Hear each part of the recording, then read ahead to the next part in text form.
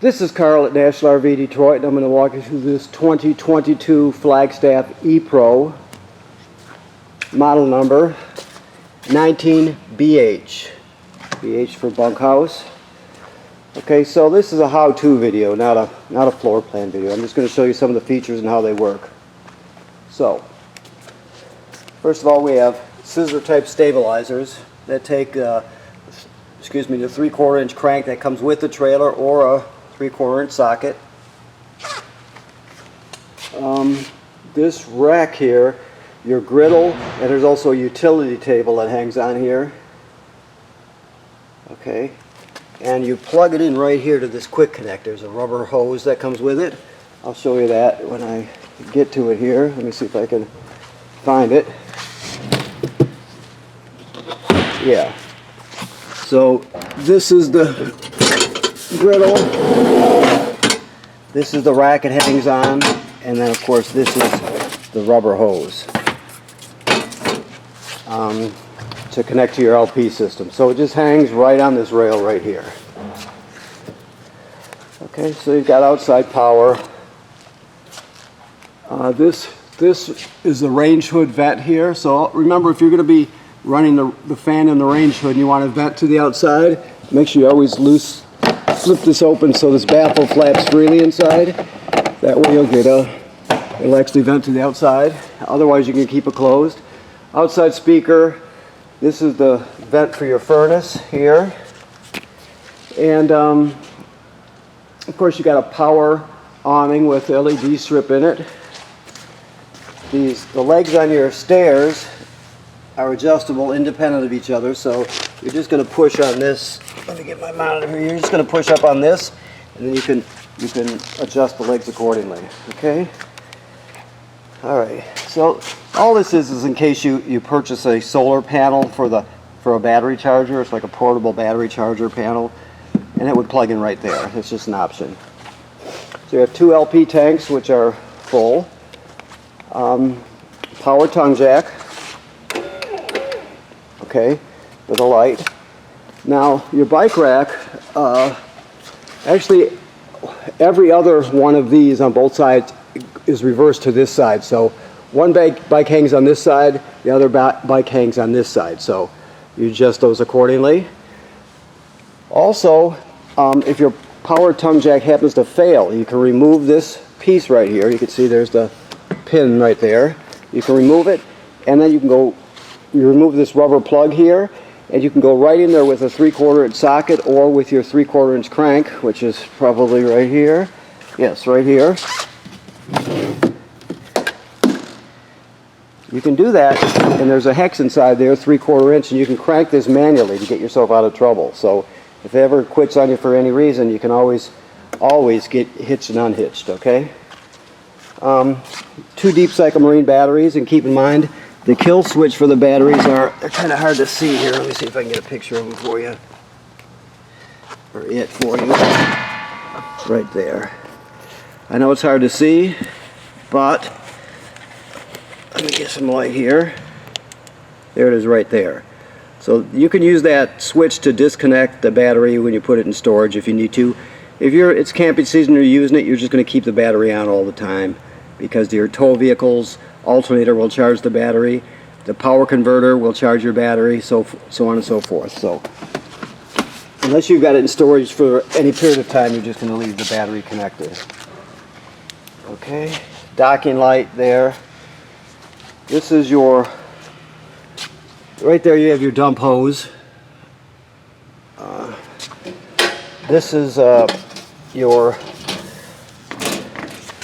water heater. So the switches to operate in our inside, it either runs on 110 AC, regular campground power, or it can also run on gas.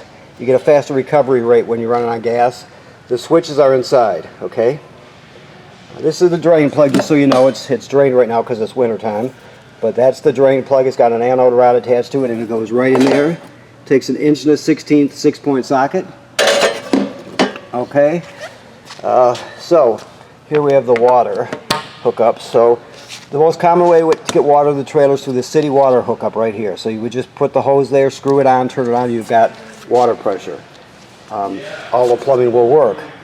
So if you don't have city water where you're camping, let's say it's a state park campground or a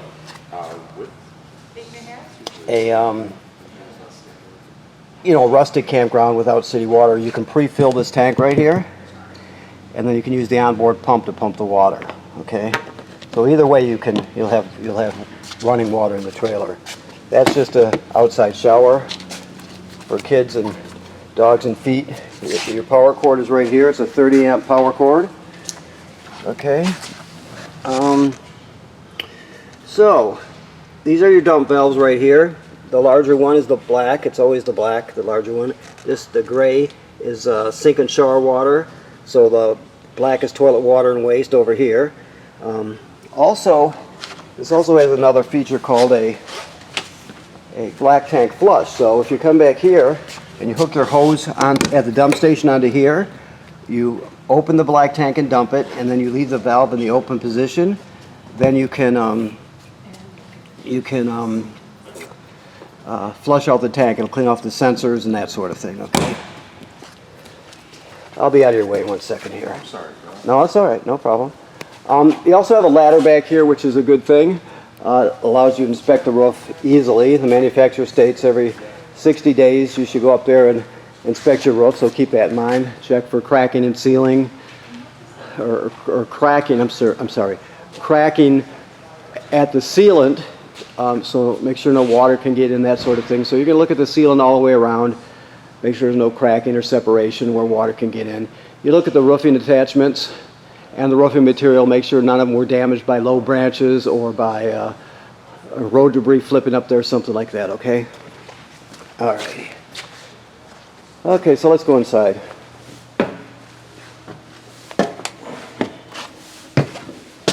So this is your control panel here.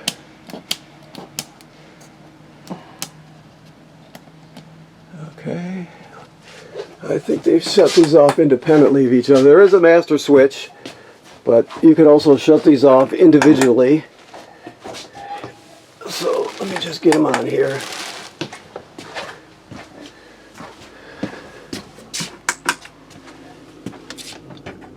Okay, that's better. Okay, so let's see what we have here. Your lights, obviously. This is your power awning switch right here, so you can extend it like that and retract it. You have your awning lights right there. Never leave the awning out unattended. If you're not going to be at the campsite, roll it in. That's important. Otherwise, it can get damaged very quickly by the wind. So make sure you always roll it in when you're not there. Turn your water pump on here. Remember, the water pump is used to pump water out of the fresh water tank if you don't have city water. It's also used to winterize the trailer. To light your water heater on gas, that one right there, there's your fault light there, so you know. To turn on the electric element, it's right there. And this one also has heating pads on the tank, so you can extend your camping season. So that's where you would turn those on, and it heats up the tanks, the holding tanks, so you can extend your camping season.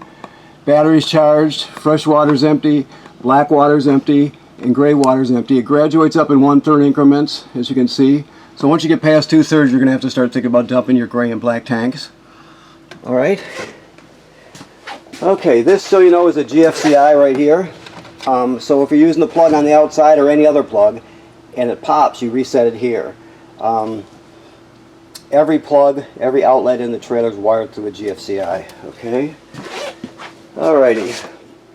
Okay, so this is your TV is on a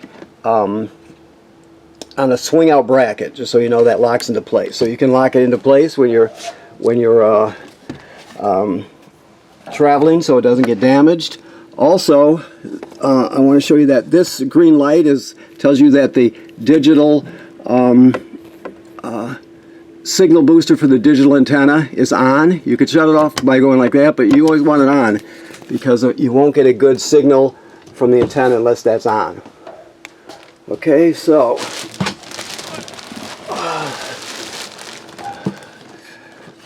this is your sound here.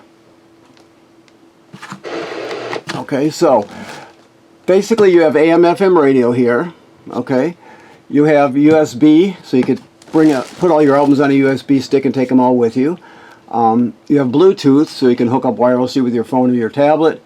You have 2 speaker zones, 1 and 2. 1 is inside the trailer, 2 is outside the trailer. Also, with this rubber plug here, this is an HDMI, so if you want to go into the system with something, you can go right in that way. Also, keep in mind that the TV has a disc player right there, too, on the edge of it. So this device here is your Wi-Fi Ranger. So this is a digital signal booster. So what you do is it says right here on the top line of the sticker, Tenton 4660.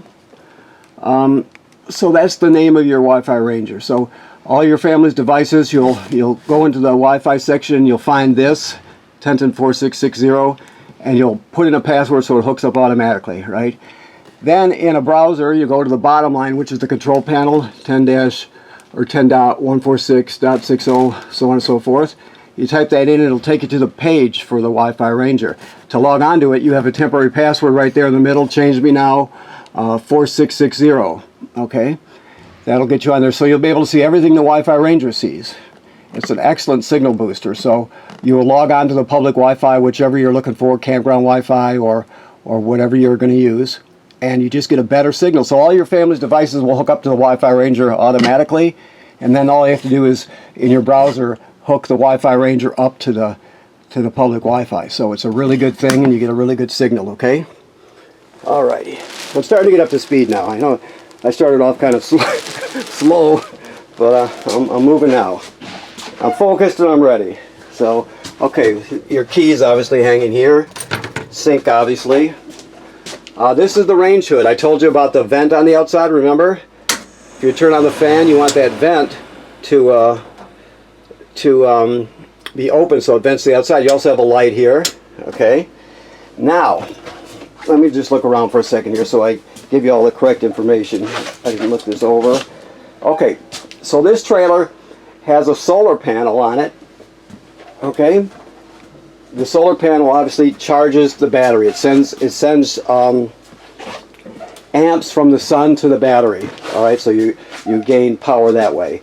It also has a power inverter, all right? The power inverter inverts 12 volt DC to 120 AC. So it takes DC power and turns it into AC power. It's called inversion.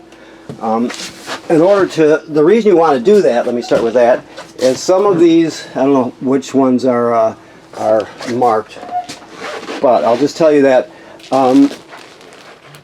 some of these plugs, or most of these plugs here, will be inverted. That means if you don't have any AC power, you're not plugged into shore power at all, and you have an appliance you want to work that, like a coffee pot or something that runs on AC power, you can plug it into the inverted circuit and then come down here and turn this on like that, and that turns on your inverter. So it starts taking the 12 volt DC from the batteries, the storage batteries, and it inverts it to 120 AC, so you get AC power. Now you can't run an air conditioner off of it. It's not powerful enough. There's not enough storage. Or a microwave, but you can run appliances, you know, just typical kitchen appliances, things like that. Anything that runs off of AC power, which is not a super large appliance. So keep that in mind. So right now we're inverting, and if I wanted to plug in a blender or something, it would actually operate. Now you shut it off. You hold your finger on it a minute or about 5 seconds and take it off, and it goes out. You never leave it running because there's no reason to invert power unless you need to use it, right? So you're only going to turn on the inverter when you want to use an AC appliance, okay? So that's power inversion, going from DC to AC. This device over here is the inverter. So this does just the opposite. It goes from AC to DC power. So when you're plugged in, you have these regular 120 AC circuit breakers like you'd see at home, and they're also labeled right down there. So that's your AC power. That's your control center, just like you'd have, or your control panel like you'd have at home. Then the AC power is sent over to this side and converted to DC, 12 volt DC. So you got 12 volt DC fuses here, If any of these blow, they'll actually light up and you can see them glowing through this perforated plastic here. And also, it's a battery tender, so it senses how much energy your battery needs up front, or batteries need up front, and it'll always keep them charged. So if the batteries, let's say they're topped off, it'll only trickle a couple amps up there to maintain them, but if it's low, it'll send 10 amps or whatever it needs. So as long as you're plugged in, this will charge your battery. Of course, when you're pulling it down the road, the tow vehicle's alternator charges the battery, right? And you also gain from the sun too, which I'll show you in a minute. We're inside, so I have to talk you through it. I can't show you the actual numbers, but I'll talk you through it because we're in a building right now. So that's the inverter. The other one that's the excuse me. This is the converter. The other one I showed you is the inverter. While we're here, this is the carbon monoxide LP gas detector. It should always be green like that. If not, get it serviced. It always should be green, and it's very important. So if it's not green, then you get it serviced. If it goes off, it's detected carbon monoxide or LP gas. Take everybody outside, leave the door open, shut the gas off at the front, figure out what's going on. If it beeps the same tone but very slowly, it's telling you that your battery's low. So it's also a bit low battery alarm. So keep that in mind and make sure it's always green. There is a test button on it. If you want to test it, it'll run through the paces for you. Okay? All right, back on my feet here. So, to the solar panel. Let me get some more light here if I can. I don't know what we can see and what we can't with this here. I'll try what I can try. Okay. Okay. So, you don't have to pay attention to the button that says A. You only have one battery as far as this is concerned. The batteries are wired together so they continue to put out 12 volts. It just doubles the storage capacity, right? So, let me just go through here. So, let's go to here. So right now it has 13.6 volts in the batteries, which is perfect. Okay. If I push B again, it's showing the picture of the sun and the solar panel with an arrow going to a solar panel. Right now I'm gaining 0.0 amps. Obviously because I'm inside. If I was outside on a day like today, it would probably be about 3 point something because it's overcast. It just depends on what time of day it is, how cloudy it is, what position the sun is, that sort of thing. So that's what you're gaining. You'll always know that. If you push it again, you're 100% charged, and you have, these are your amp hours, so that's what you have in storage when it comes to amp hours. It says right here it's flooded because you have flooded batteries, so you always want to, if you ever change to gel batteries, you'd have to look at the directions. It'll tell you how to change it over. There is an app for this, so you can download the app. You know, let's say you're stuck out, your phone's dead, and you got no power out in the middle of nowhere. You could, for example, charge it right here, using the solar panels. So there's a lot you can do with it. Read up about it. The Go Power website is an excellent website. It has a lot of information on it, and so you can learn as much as you choose to. Also, keep in mind there's let me see here.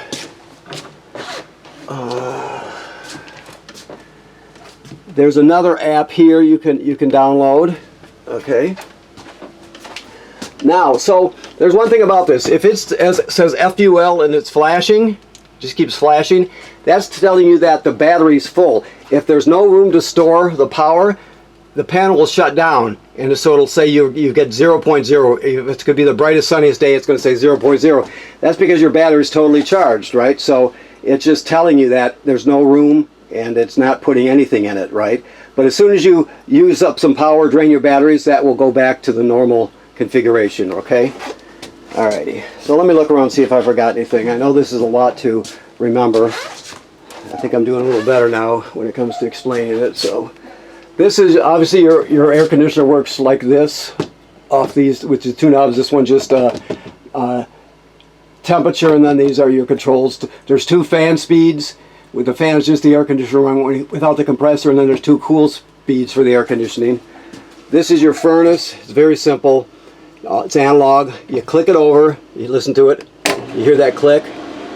When you shut it off, you want it to click too. So as soon as I shut that off, the flame will go out, right? It'll still cycle through the entire cycle, so it'll run for another minute or two, even though it's not putting any heat out. But it lights automatically. It makes 3 attempts to light. If for some reason it doesn't, you just shut it off till it clicks, wait a minute, and then turn it back on again, and It'll make 3 more attempts to light, but it always lights. It's very reliable. Okay, so this is your refrigerator. It runs on 12 volt DC, right? So it's a 12 volt refrigerator, which is excellent. That means it'll run off the batteries. So when you're going down the road, right, and you have this on because you have food in there you don't want to spoil, it'll be taking the 12 volt from the batteries, and the batteries will be gaining voltage from the solar panel for one thing, but the alternator on your tow vehicle will be sending it too, so you can run this down the road on 12 volts. This is your microwave, obviously. Works like any other microwave. Nothing unique about it. Let me look around to make sure I don't forget anything here, because there's a lot of stuff here. Also, this has a tire monitor in it. You scan this code here, and it'll tell you more about that. Let me look around and see if I can find it. That's your outside table I told you about. That hangs on that rail next to the griddle. I didn't prep this trailer, so I have to sort of look around to see what's what here.